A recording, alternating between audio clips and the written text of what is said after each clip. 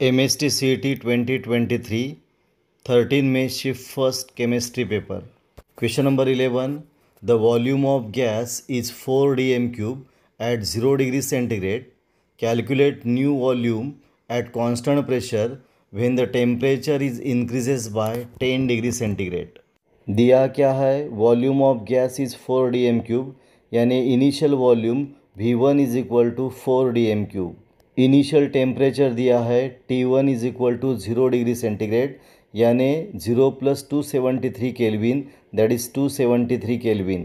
तो T1 is equal to 273 kelvin and it is temperature increases by 10 degree centigrade. Therefore T2 is equal to 10 degree centigrade, that is 10 + 273, that is 283 kelvin.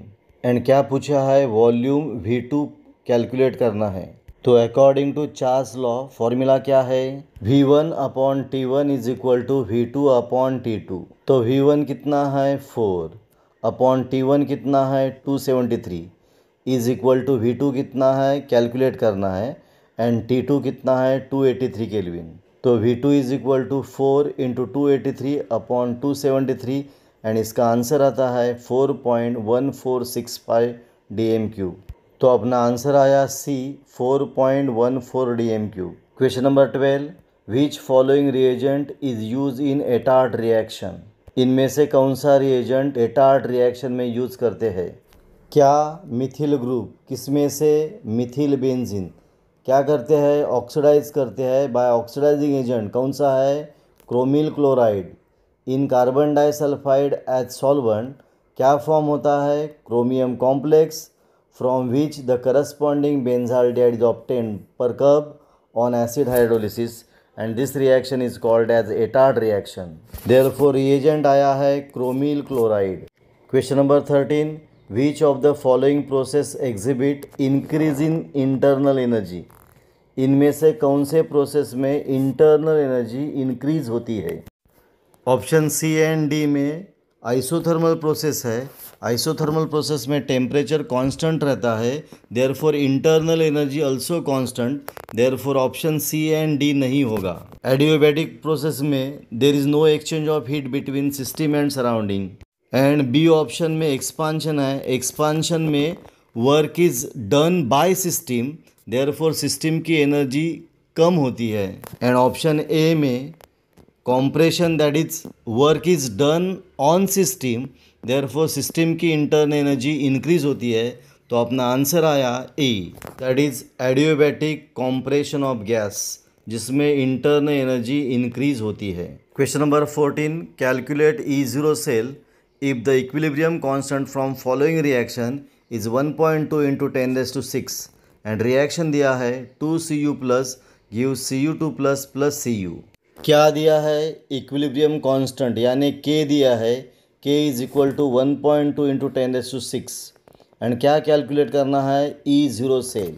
तो अपना formula है E0 cell is equal to 0.0592 upon n log K to base 10. तो K दिया है 1.2 × 10⁶ and reaction दिया है 2Cu plus gives Cu2 plus plus Cu.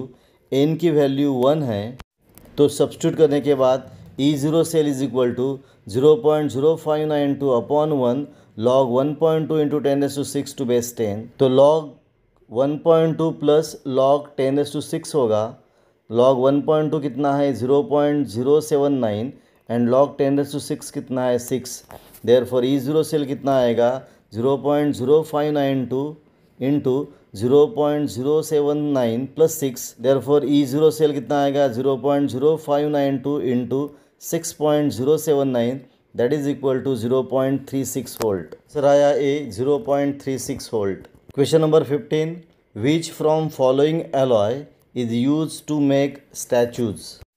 यानी statues बनाने के लिए कौन सा एलॉय यूज़ करते हैं. इसका सिंपल आंसर है bronze. Bronze is alloy of copper and teen, जो स्टैचूज बनाने के लिए यूज़ करते हैं. Number 16. Which of the following molecule does not obeys octet rule.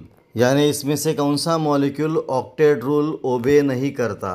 पहले ऑक्टेट रूल क्या है, main element is bonded with atom in such a way that each element get 8 electron in valence shell to attain noble electronic configuration. पर BeF2 में Be has only 4 electron in valence shell, therefore it does not form octet. Therefore answer आया D BeF2. Calculate Van't Hoff factor of K2SO4 if 0.1 molar aqueous solution of K2SO4 freeze at minus 0.43 degree centigrade and cryoscopic constant of water is 1.86 Kelvin kg per mole. Solution कैसा है? 0.1 molar aqueous solution, therefore molality small m is equal to 0.1. Depression in freezing point दिया है 0.43 and cryoscopic constant दिया है Kf is equal to 1.86.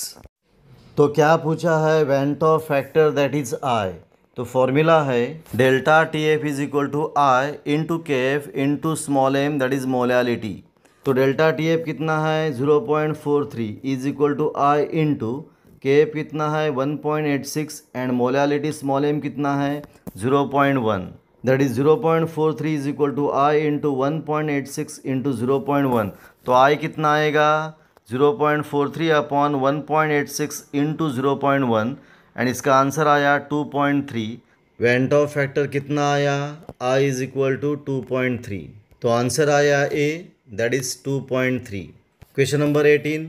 Find the radius of fourth orbit of hydrogen atom if its radius of first orbit is r picometre. क्या दिया है? Radius of first orbit दिया है r and radius of fourth orbit calculate करना है. तो formula है radius of nth orbit is given by Rn is equal to n square into a0. a0 क्या है? radius of first orbit.